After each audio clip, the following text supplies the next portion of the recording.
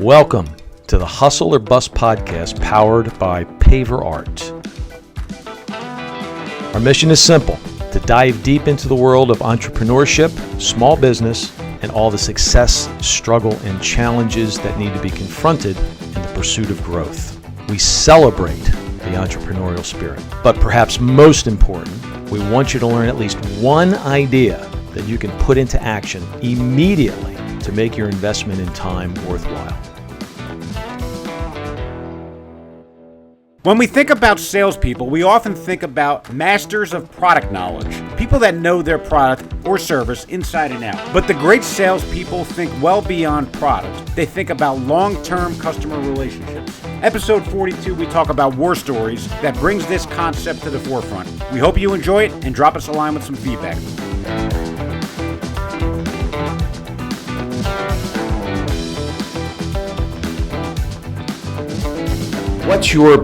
What's your best that you can think of, your best sales story, the one that you're not just most proud of, but the one that, let's just say the one that you always go back to and you think about from time to time? Well, I don't know if I can identify one story. I can identify kind of like a segment of class of customers. No, that's fine. I sold premium marketing services for 3 years after I got out of consumer products. So I was a director level at a major consumer foods company. Wanted to move back east, so I moved back east and I took a kind of a flyer position selling director of business development, hardcore sales, selling something that was premium priced, marketing services. So basically what you're talking about, you're selling.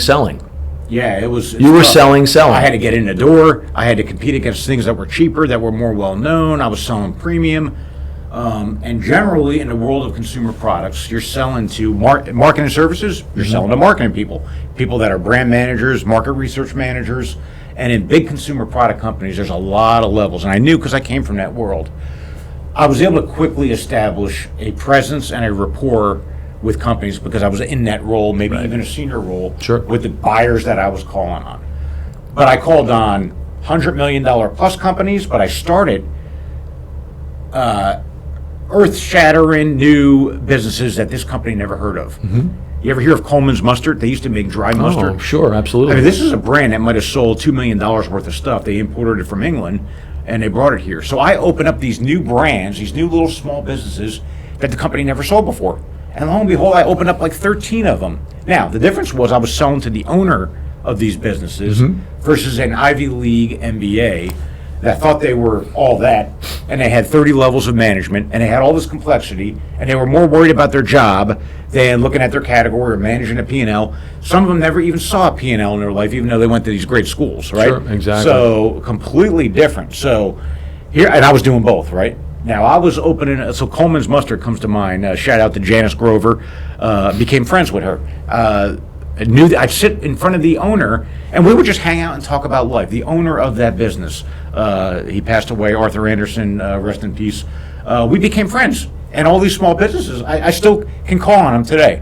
So we developed a genuine relationship, and I was able to go in there and have business conversations. And yeah, I was selling marketing services, but I was more of a business person, not that guy that you would cringe when you would see. I tried to establish a mutual, that I could level up and have a business conversation, because I came from that world, but I had great success doing it. They never sold these 10 accounts. They didn't even know they existed. So I had a nose for finding businesses that could possibly buy these services, and they did a decent job. But these small little brands, they were buying $100,000 a year.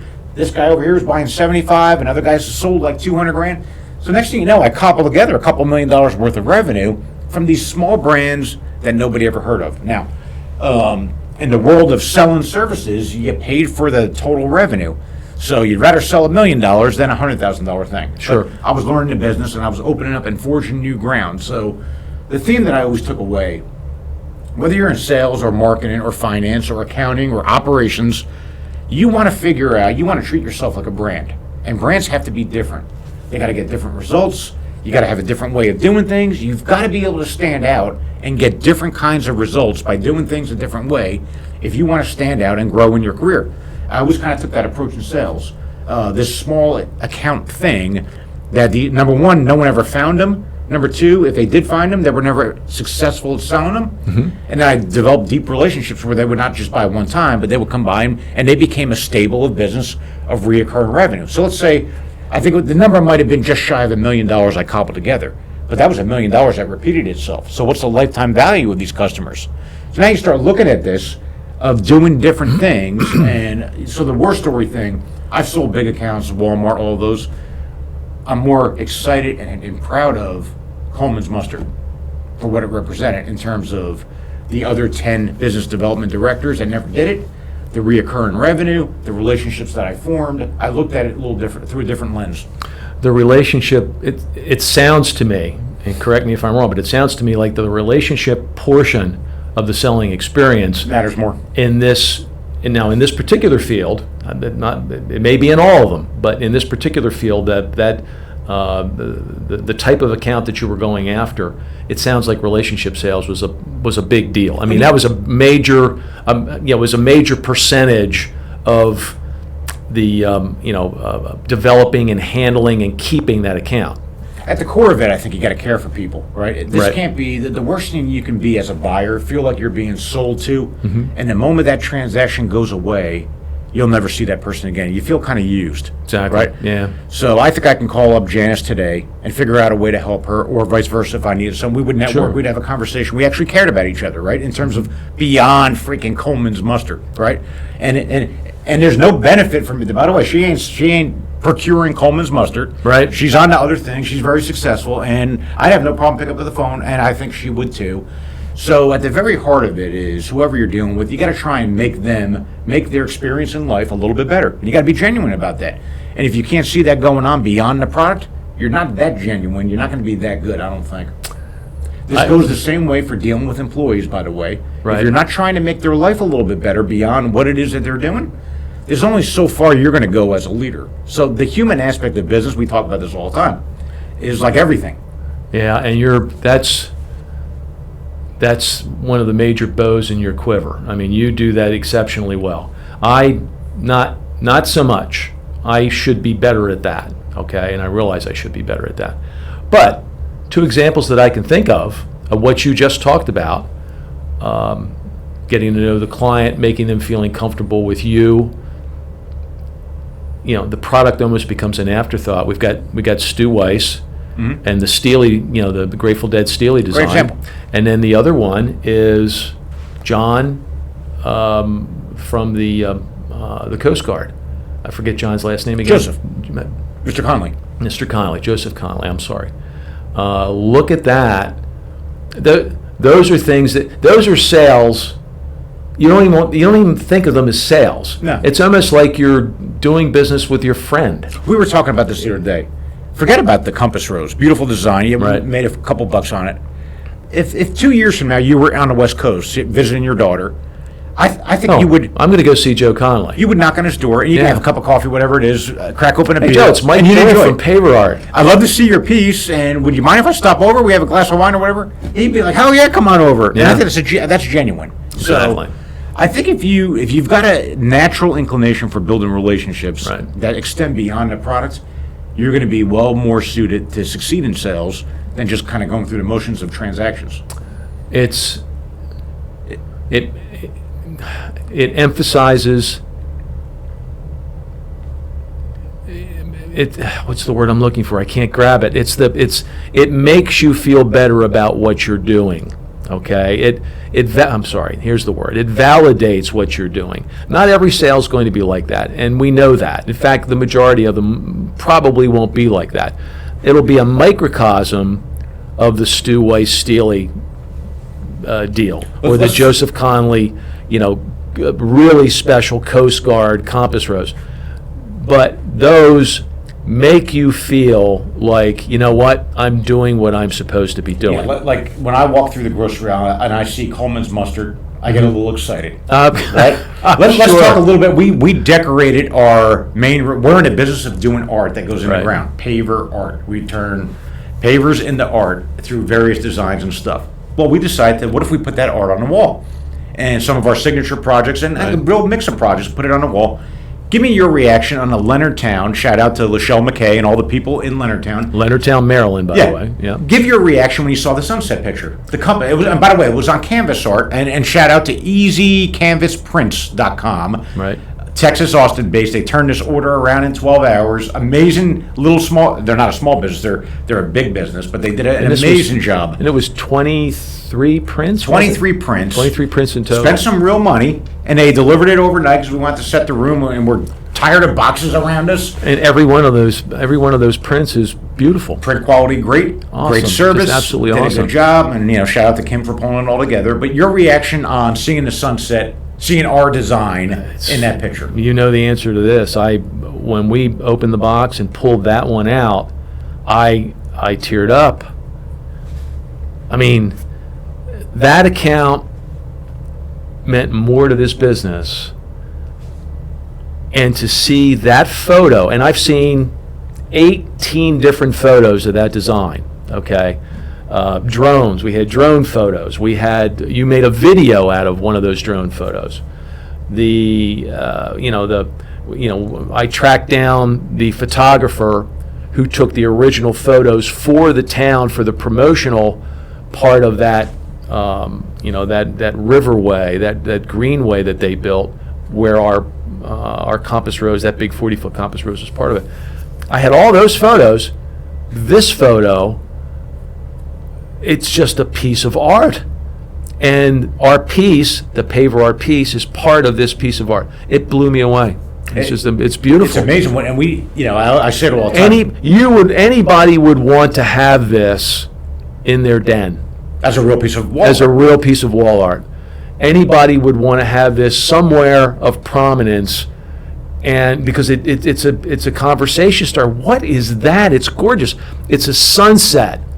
It's a beautiful sunset in Leonardtown, Maryland. The colors bouncing off the thing. I mean, it's bouncing off the mountains in the background, the wharf. the water, the wharf, the compass. Yeah, it's just, and it was just absolutely outstanding. And by the way, we just hung those 2 days ago. Right.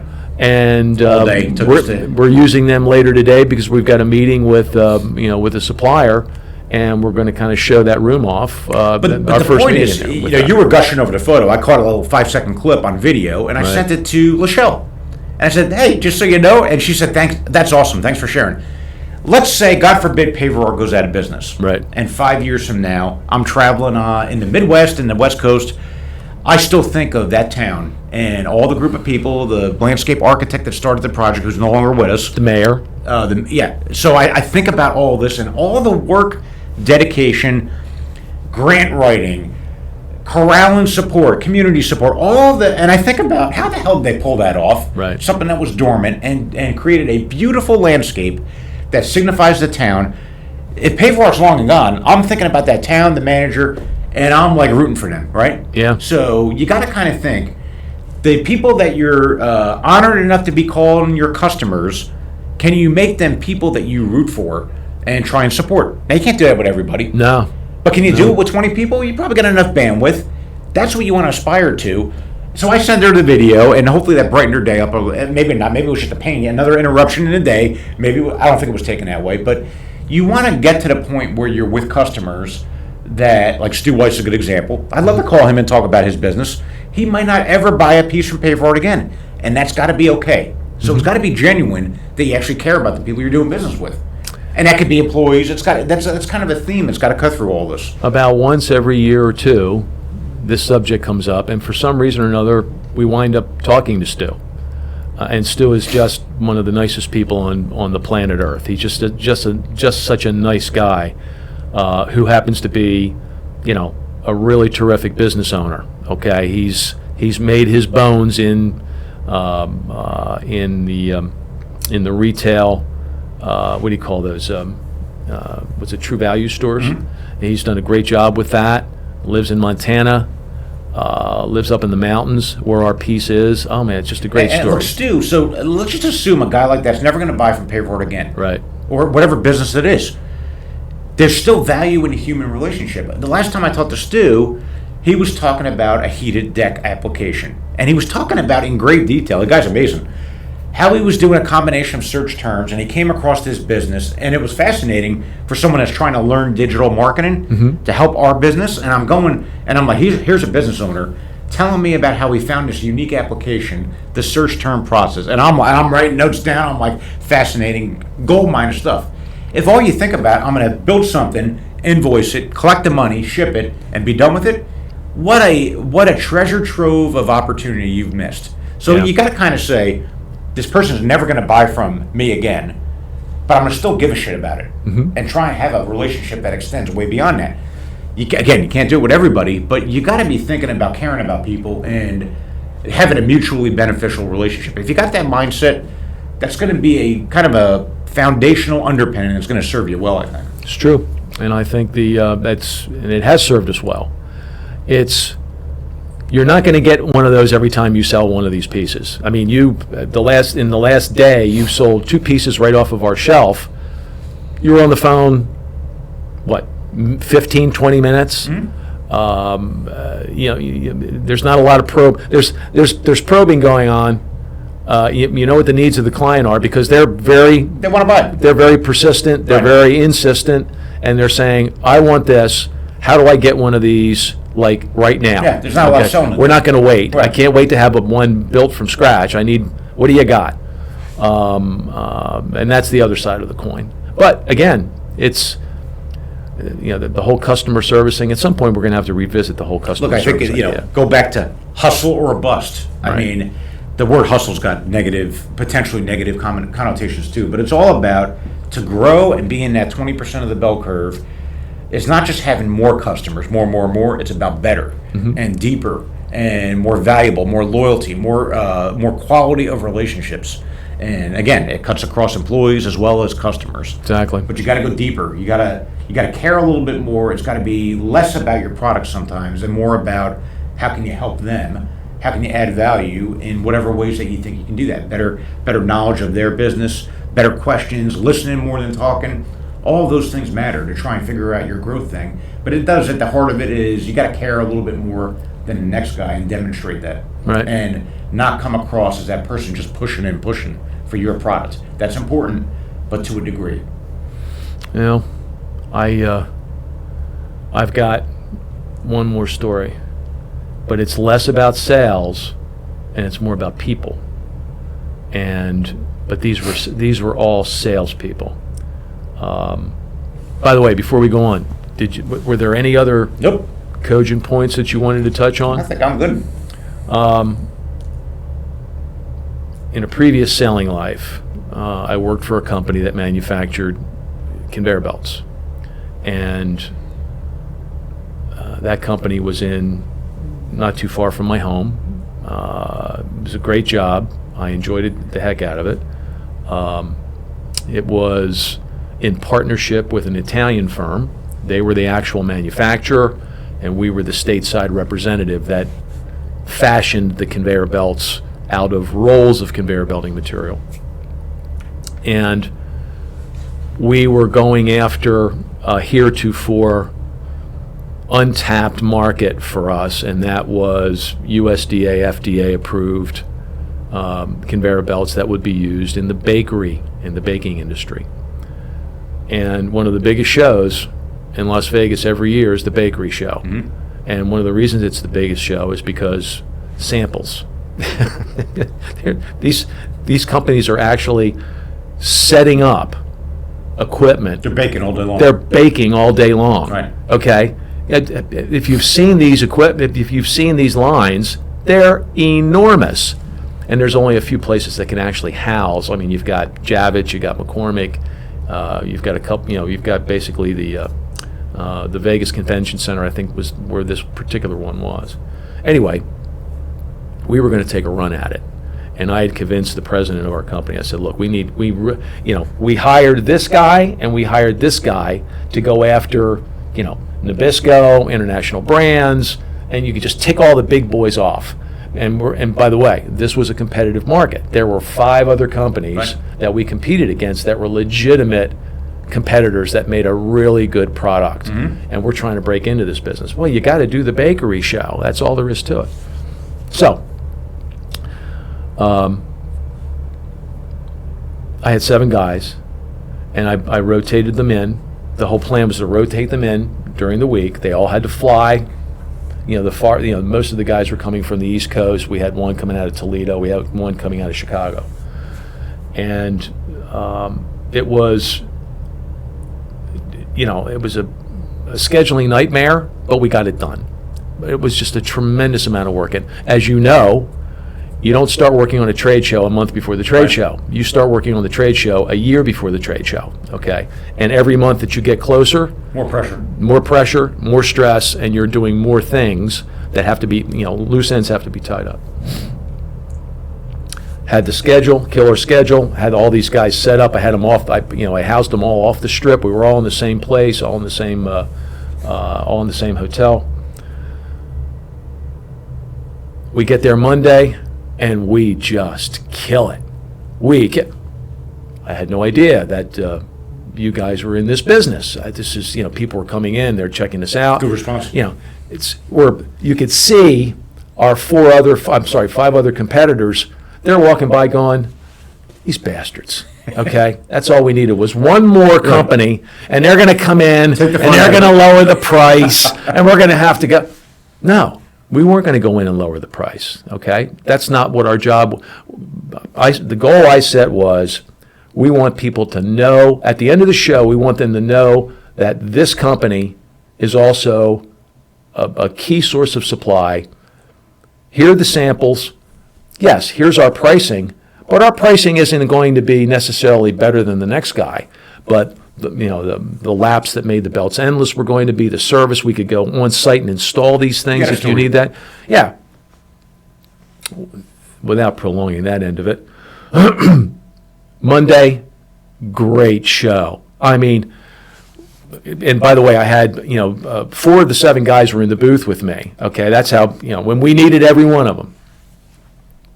And then the other 3 were going to be rotated in, and those guys were going to be rotated out as the week went, as the week went by. So each guy was basically going to be there for 2 days.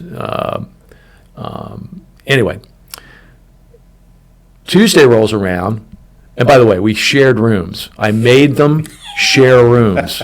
Always fun. You know what that's like. Right.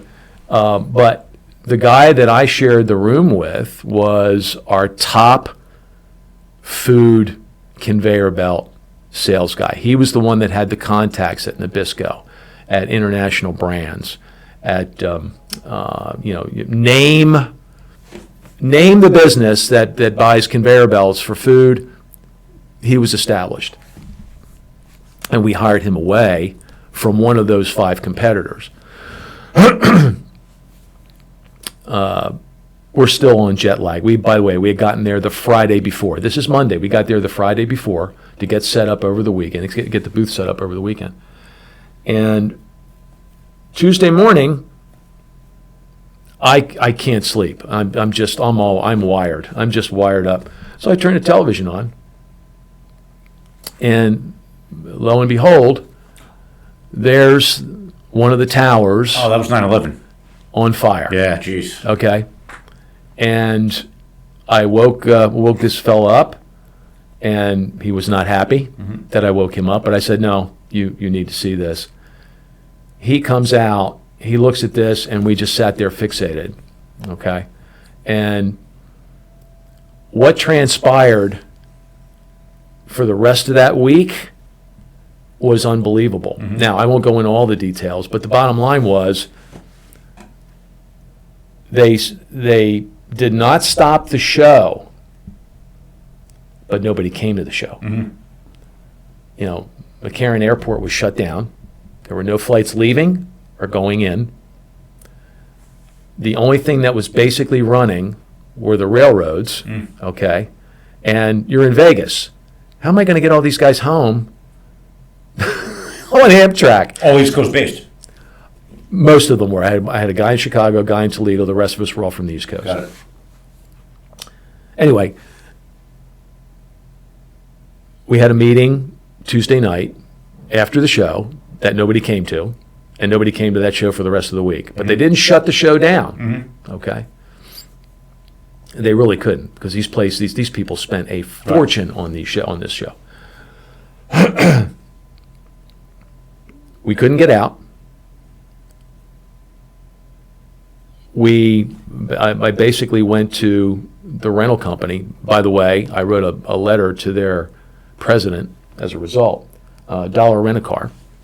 Terrific organization. Now, I have no idea. I haven't rented it. Yeah, I haven't rented it. What's that? Another non-sponsor of the Exactly. show. The 75th non-sponsor. But they did not, I went to and I had to go to the airport because that's where I rented the car. And I went to the guy and I went to the person that was handling it and I said, look, I had an SUV and that's how we got to and from.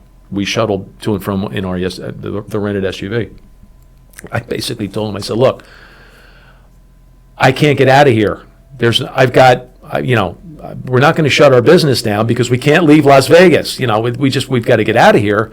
Friday night, after the show ended, I said, that's when we're leaving, and I'm taking this car. Oh, no, you can't do that. I'm sorry. You do what you got to do, but I'm taking this car.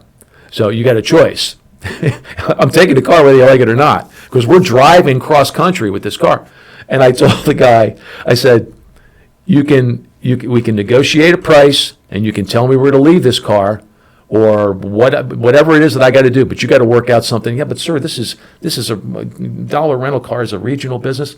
Don't tell me there isn't a Dollar rental car on the East Coast. People were buying cars just to get out. Just to get out. And then when they got home, they already worked out a deal with a local car dealership to buy the car back at a reduced price. Right. That's how badly people were trying to get out of Las Vegas at that time. So you go on a road trip. And by the way, this is before cell phones, which means, and also, Garmin was not available at the time. So you had to go find maps. There were no maps in the city of Las Vegas to be found. I tried. You couldn't get a Rand McNally for love nor money. So you were just going east. I found one. I found a place that had this historical map of the United States, and it showed like 8 roads that went across the United States, and one of them was the road that we wound up having to take. And and that's the one that I bought. I had to buy, we called it the sarcophagus. I had to go to Sears and buy something, a container to put on top of, a travel container to put on top of the van, because of, all these guys had luggage. You couldn't get all the luggage and all the guys physically in the minivan, so I had to buy that, okay? By the way, that's up until a few years ago, my son actually had that. He kept that. How many guys piled in on a road trip? On the road trip back, there was 2, 3, 4, there was 5 of us, okay? And anyway, one of the guys, there would have been 6, but he was up in the air when the first tower was hit, and the emergency went on. When the emergency went out, and they rerouted his plane back, and he could not get out there. Yep. Fortunately for him, but that trip back, we made it in 48 hours. Jeez, so you're going around the clock, nonstop. We stopped for bathroom breaks and food, or both at the same time, but we never stopped. And and we rotated driving. But so you shared one of the most heartbreaking experiences the country's been through together on a road trip for 48 you're up hours. here because you're thinking you're killing it. We're knocking it out of the park. The next 4 days are going to be fantastic. Right. And then the world comes crumbling down. And the world comes crumbling down. And what I did for the guys, I made the decision to keep a travel log and a diary of the experience, everything. I documented everything. And when I got back, I put together an email for the 2 owners of the business and for all the guys that were involved, so they would have something to remember it by. The email was 2 pages long of all the stuff that we had to do. And I know I'm not relaying all this, but it brought us together. As a sales manager or a VP of sales and marketing, whatever you are, that part that you're talking about, the leadership, selling your leadership, a big part of leadership is setting an example. And I think the guys got the example. It was an amazing communal affair. And from that point forward, I never had to worry about motivating these guys. Every one of these guys was a maverick. We hired mavericks. We wanted the guys that were, where's Bill? God said, where the hell is Bill today?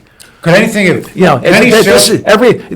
I had more fights with these guys, but they were the best salesmen money could buy. Could there be any sales meeting that you could have pre-planned or organized that would have done better No for way. the team than No way. that road trip, No way. that shared experience? That cemented. You just get now, and you and I've talked about it. You've done the same thing with your sales teams. You found ways, to get them together. Unorthodox ways. Unusual ways to do that. You can't get more unorthodox or unusual as this. But that shared experience and the concern of all of our families. You're not going on a plane, are you? And then the culmination of all of this.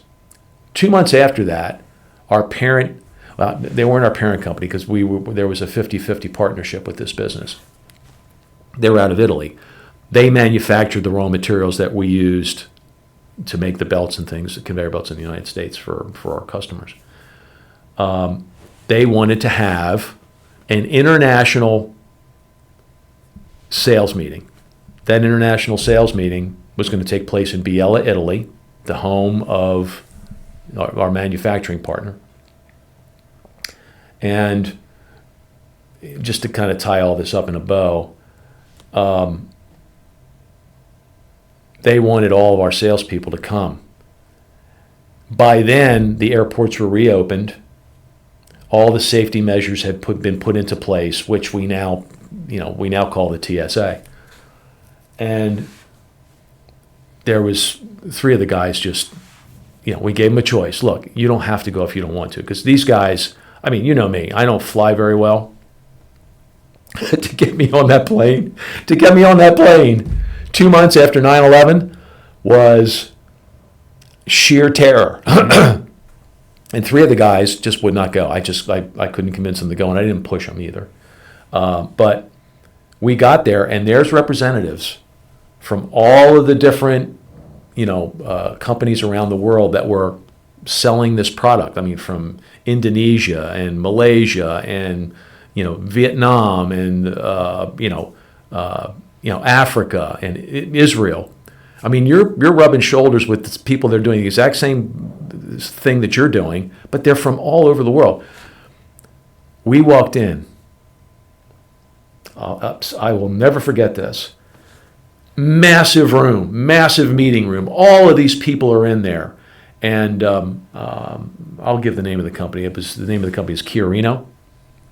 And Dr. Gregory Chiarino, a person who I immensely respect, he gets up there and gives the inaugural speech.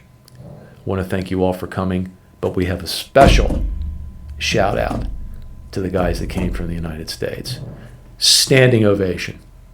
And then we stood up and we clapped for them too.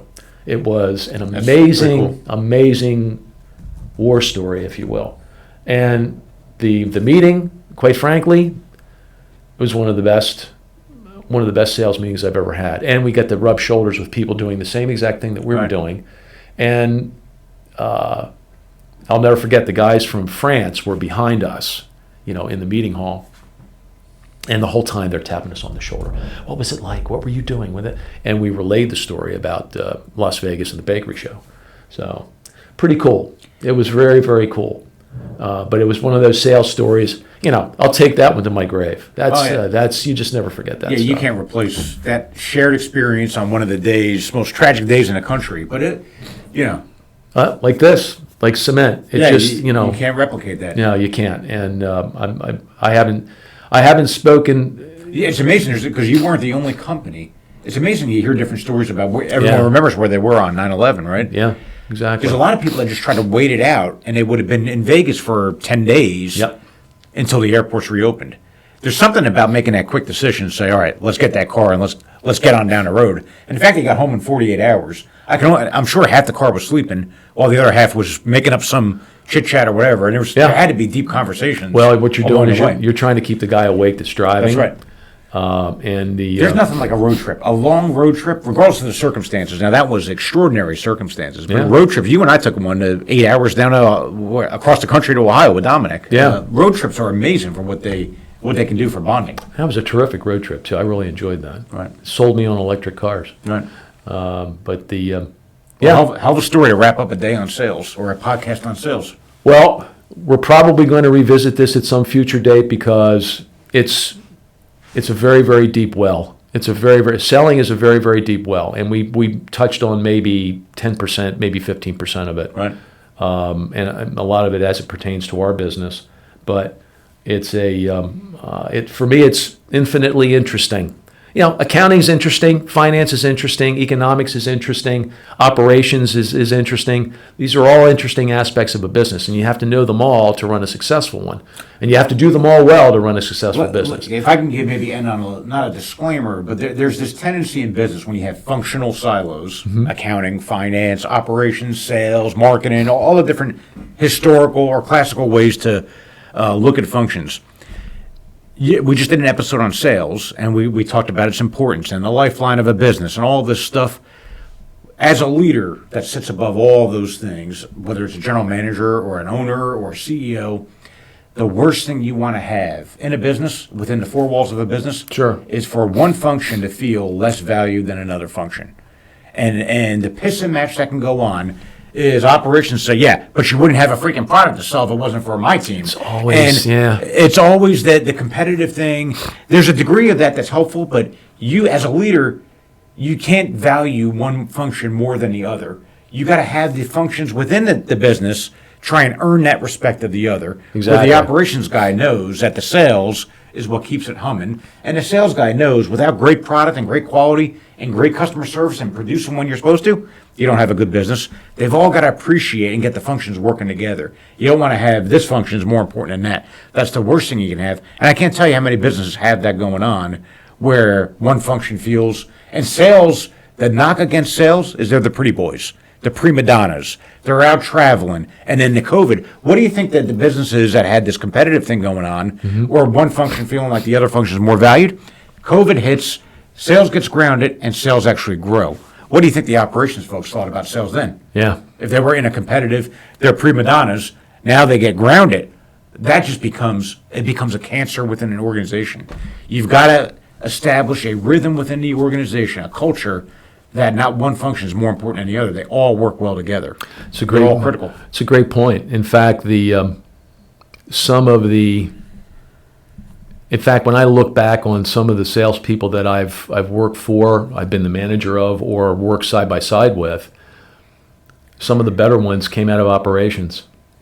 Okay, now They had cross-functional experience. They had cross-functional experience, but they could also talk. They could sell. Yeah, there's a whole episode we should do on developing salespeople and how do you do that. There's a strategy behind that. Yeah. And that's a key one, is get them cross-functional experience. Doesn't need to be 5 years. Yeah. But get them immersed in headquarters. Get them immersed in operations and different functions so they can relate better. Because sales is not just a sales game.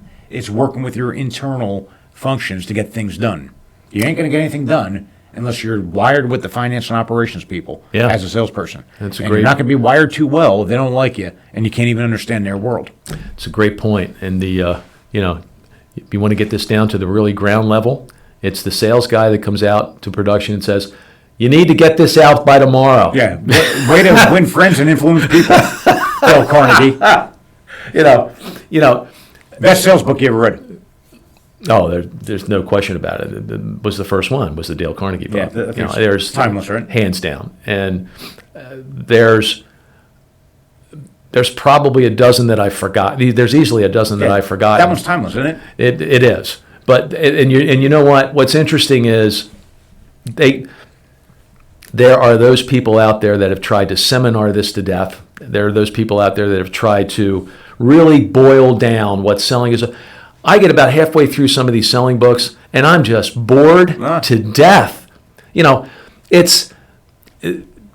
And maybe it's just me, And maybe these books are for people that have to be pushed over their limits. These are genuine areas in the selling experience that they don't know anything about, and maybe these books help them. But some of these books are just boring as shit. Yep. And at the end of the day,